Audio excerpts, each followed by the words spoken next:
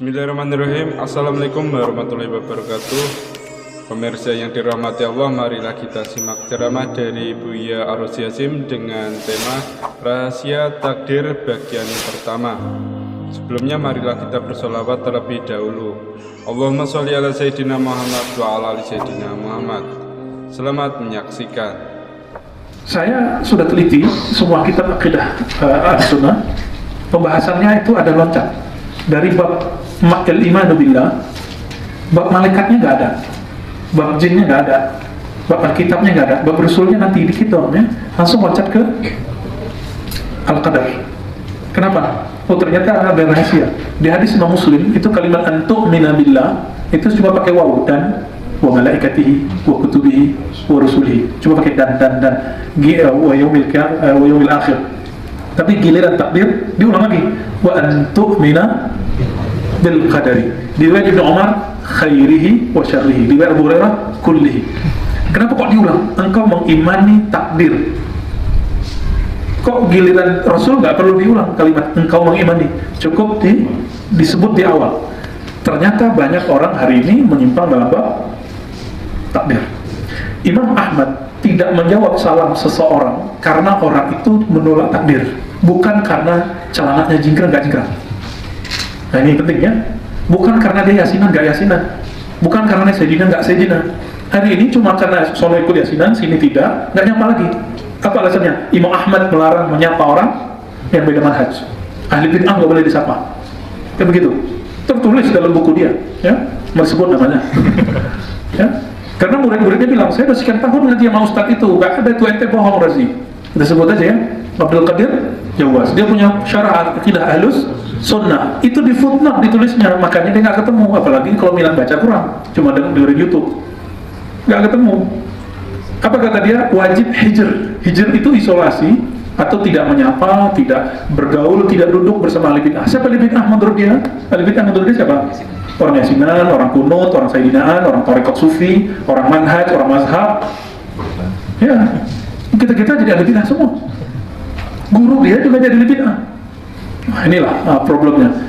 Maka kemudian Allah sudah lihat, ya, Allah sudah tahu mana yang diridhoinya, mana yang tidak. Nah, di situ kenanya. Masih bisa maju nggak? Masih sedikit lagi deh. Ya. Jadi yang tidak disapa oleh Imam Ahmad itu siapa? Orang yang beda akidah, bukan beda fikih. Kalau beda takwil boleh, nggak apa-apa. Imam Ahmad mentakwil ayat wajah amru rabbika. Amru wajah rabbuka itu wajah amru rabbika. Jadi ketika ada wajah rabbuka wal malaku saffan saffa, dia katakan ini jaa amru rabbika. Takwil loh. Datang Rabbmu, Tuhanmu, penciptamu.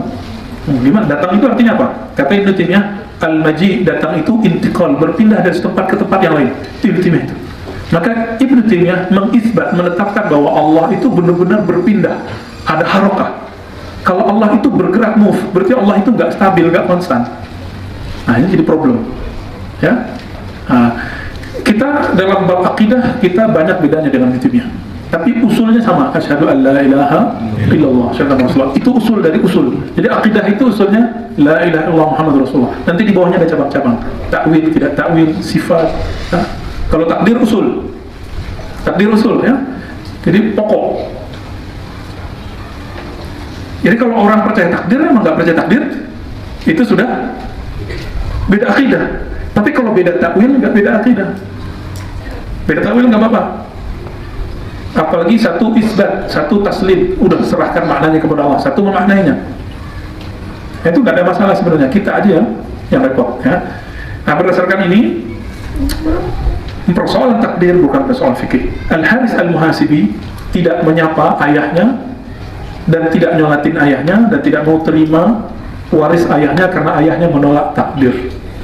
Bagi dia, man ankaral qadar kafar, yang mengingkari takdir kafir. Nah, jadi tolong dipahami di situ bahwa ahli bid'ah yang dimaksud dalam tradisi ulama salaf orang yang beda akidah, bukan yang beda fikih. Ya. Baik. Wa aslul qadari. Asal takdir itu adalah rahasia Allah, sirrullah fi khalqihi. Rahasia Allah pada makhluknya. Lam yattali' ala dzalika malakun muqarrabun. tidaklah yang tolak, tidaklah mengetahui malaikat bahkan yang terdekat dengannya, apalagi kita. Jadi jangan nanya-nanya tentang takdir. Gimana dengan ilmu nujum, ilmu falak? Ada mujarrabat, ada, kalau ini zodiak, kalau orang Jawa bilangnya apa? Primbon. Primbon itu dulu fungsinya sama dengan BMKG. Paham nggak BMKG? Ramal cuaca, persis sama.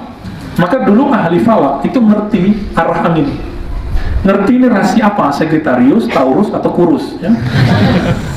yang berisi badannya jangan tersinggung. Itu rasi bintang apa mereka tahu, karena kalau rasi bintang ini berarti ini bulannya ini bagus untuk bertani karena cuacanya begini, gitu. Salah nggak begitu? Enggak. Kenapa Feng Shui bisa terkenal, primbon enggak? Karena kita nggak ngerti langsung mengkafirkan, nggak ngerti langsung bilang syirik. Giliran zodiak dibaca mulu. Ya, lebih kacau zodiak daripada, karena zodiak itu ada keuanganmu, asmaramu. Itu lebih kacau lagi, ya. Nah, itu disebut ilmu al-adah, ilmu mengenai ilmu hukum adi. Hukum adi itu yang dia berputar terus. Biasanya kalau di tahun A, di bulan A akan terjadi begini. Orang yang lahir di bulan Juni akan begini. Itu sudah ada rumusnya. Namun bukan berarti orangnya pasti begitu. Kalimatnya cuma biasanya begini. Kalau orang Jawa itu bilang apa? Saya nggak hafal tahu Jawa, ya. Misalnya lahir Selasa Pon. Nah, biasanya ada karakternya apa? Jumat Kliwon. Nanti karakternya apa? Itu emang sudah ada, karena tubuh itu dia terpengaruh oleh kondisi kiri kanan. Sebagaimana seseorang terpengaruh oleh suasana kiri kanannya. Begitu tubuh. Jadi perlu kita luruskan bahwa primbon selama isinya cuma ramalan yang menerka, bukan memastikan kejadian berdasarkan hukumul adah, hukumul adi, maka itu boleh. Dan itu ada hukumnya, ada rumusnya, ada kaidahnya.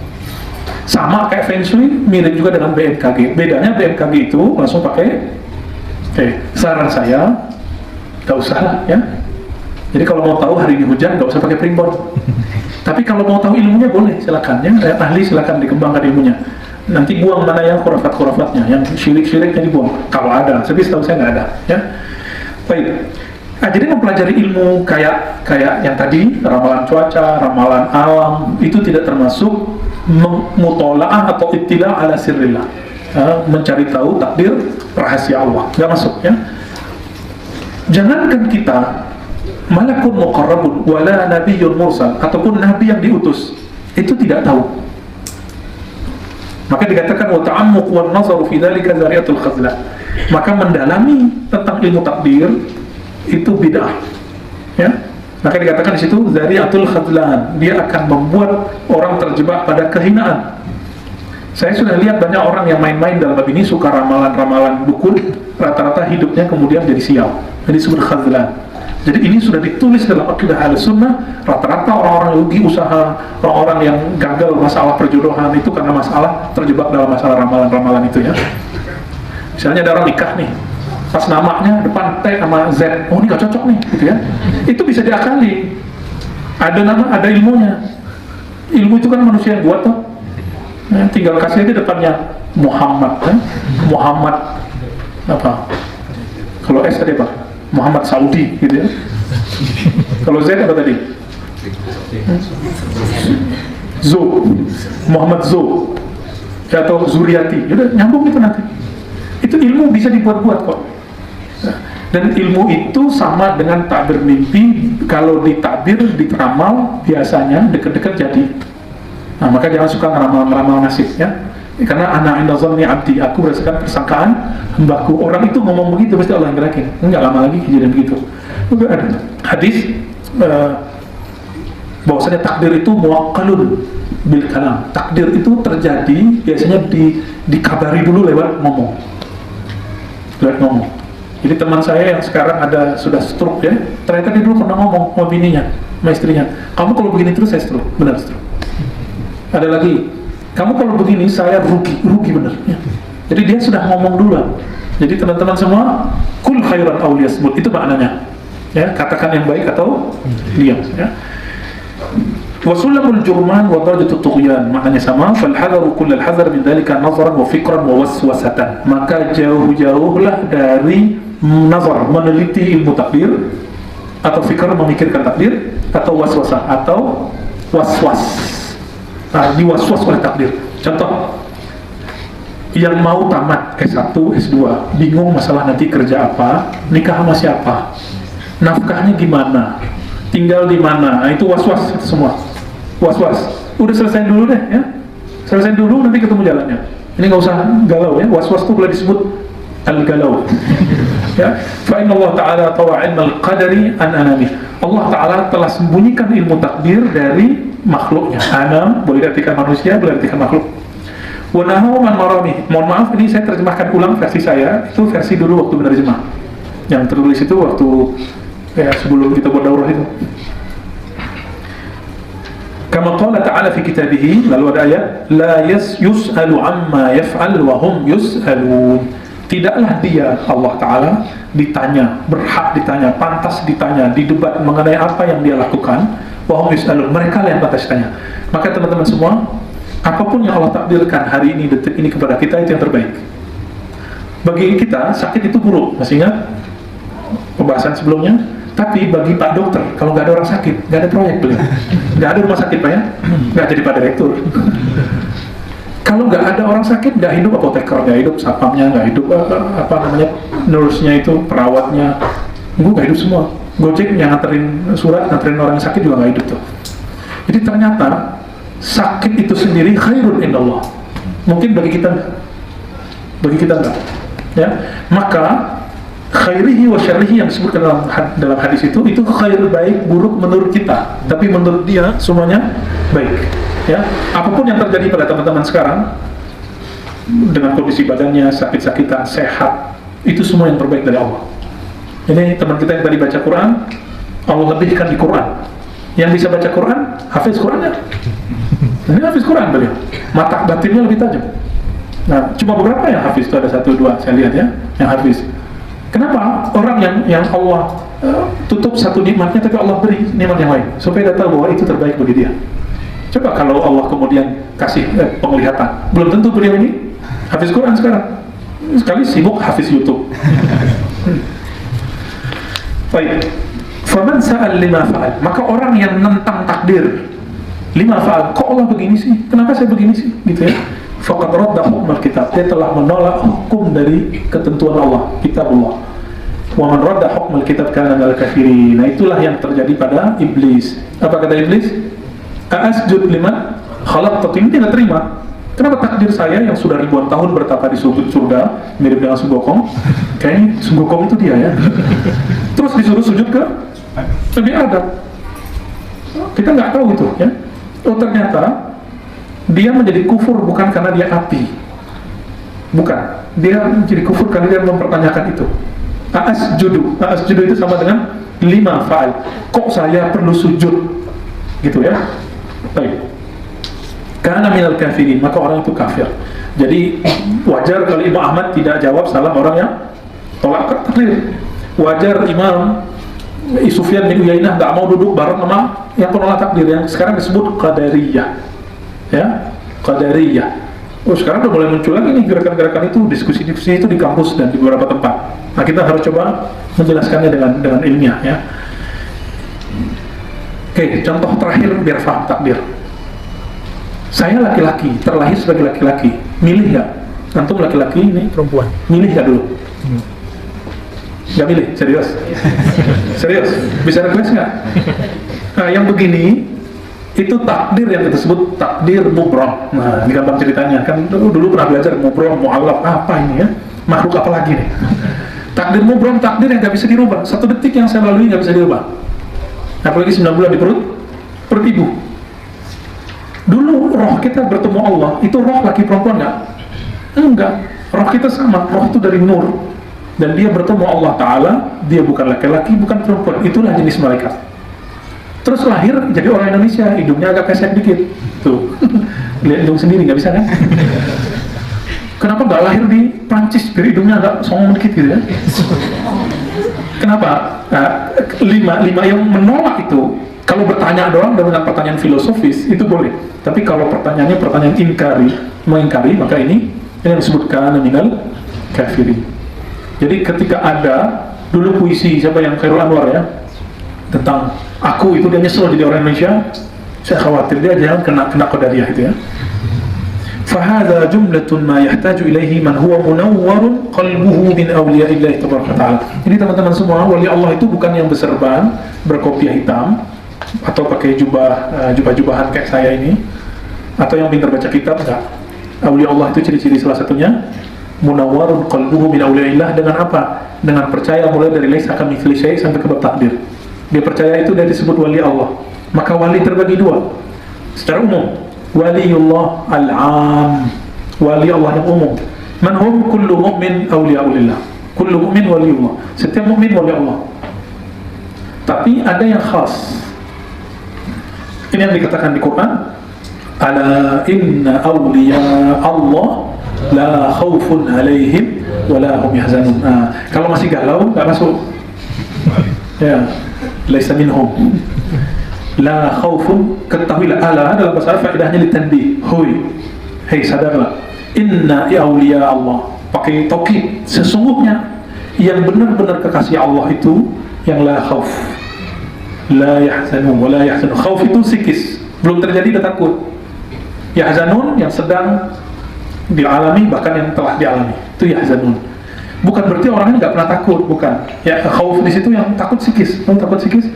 Belum menikah udah mikirin nanti nafkahnya apa, nikah aja dulu atau cari kerjaan dulu. Modal nikah kan dua aja, kalau nggak yakin, kalau nggak kerja, itu modal nikah. Kalau nggak usah nikah ya. Yang punya modal dua-duanya bagus, udah kerja, terus kerja itu kan nggak mesti ngantor kan ya, ada kerja nggak ngantor. Kalau langit Allah ini kantornya Allah ya. Beberapa teman saya bilang saya mau yang gajinya tunai. Wah, itu gaji di atas mimbar itu. Itu tunai terus tuh. Lebih enak. Ya. Kalau ngantor pagi keluar sore, dapatnya tanggal 25. Atau kalau ASN awal bulan. Namun kalau orang yang begitu, memilih hidup begitu, siap-siap khaufnya banyak. Makanya ustadz-ustadz itu beberapa daerah itu punya sakit mah kronis. Karena angan-angannya banyak. Gaji kontannya, gaji tunainya nggak datang-datang. Ya, jadi tinggal dipilih mau yang nggak jelas itu, mau yang jelas. Ya, oke teman-teman semua, man huwa munawwarun qalbuhu min awliyaillah. Jadi orang yang beriman dengan Allah, dukun iman itu hatinya sudah bercahaya. Kalau kita masuk ruangan tidak ada cahaya, kayak kemarin direktur PLN ini kan kasihan ya, baru 2 hari udah mati PLN-nya ya. Kok mana-mana sejauh ini mati, kan stres juga dia ya, stres juga dia itu, baru 2 hari. Nah, biasanya anak-anak tuh paling takut, atau ibu-ibu takut kalau gelap. Kalau bapak senang ya. Gelap itu nggak bisa ngapa-ngapain. Sama, orang yang kalbunya tidak bercahaya, maka dia akan takut. Inilah sebab dari khauf. Inilah sebab dari waswas. Inilah sebab dari hazan. Ya, rasa takut, rasa galau, pikiran panjang, angan-angan jauh. Sebabnya karena kalbunya tidak bercahaya dengan cahaya iman. Ya. Wahia adalah terrasikhina fil ilm. Ini derajat orang-orang yang rasikh, orang dalam ilmunya. Lianna al-ilma ilmani, ilmu itu ada 2, ilmu fil khalqi mawjud wa ilmu fil khalqi mafqud. Ilmu mengenai khalqi mawjud, ilmu mengenai al-khalq mafqud. Mawjud itu ilmu empirik atau nazari, hissi wa nazari. Jadi misalnya tentang alam semesta itu disebut ilmu khalqi mawjud. Dulu belum ada istilah ilmu tabi'i ya. Jadi mengenai misalnya fisika, biologi, BMKG tadi ya, itu disebut yang mawjud. Kalau mafqud ilmu gaib. Ilmu gaib. Bisa baca isi hati saya nggak? Nggak bisa. Nah ini mafqud. Tahu sejam lagi kejadian apa? Kita lagi kajian di Taro 1. Kajian kitab Mukhtasar Minhajul Abidin. Lagi ceramah, lagi kajian, buka kitab, gempa. Kemarin itu. Ada bapak-bapak udah jauh ngaji dari kita, duduknya di mana? Di pintu, duluan kabur. Bapak-bapak udah lama hidup masih takut sama gempa. Gempa itu gak usah ditakuti, gempa itu dinikmati. Bumi ini kan dari dulu gempa tuh. Kapan gempa jadi masalah? Ketika orang bikin bangunan. Kita anggap itu bencana, bagi bumi enggak, kerjaan gue nih. Ya, tinggal tahu tekniknya. Teknik kalau gempa itu gimana? Kalau firasatnya kuat, ikuti firasatnya. Kalau enggak, ya udah cari tempat aman. Gak usah mana-mana nggak jelas gitu ya. Kayak orang panik. Ini yang makna dalam Al-Quran surah Al-Hajj itu. Wa taran nasa sukara wa ma hum bisukara wa ma hum bisukara walakin 'adzaballahi syadid. Menyeramkan sekali. Itu bukan karena dia mabuk, tapi karena dia kena siksa Allah. Siksa apa? Khauf, takut mati. Nah, na'udzubillah min dzalik.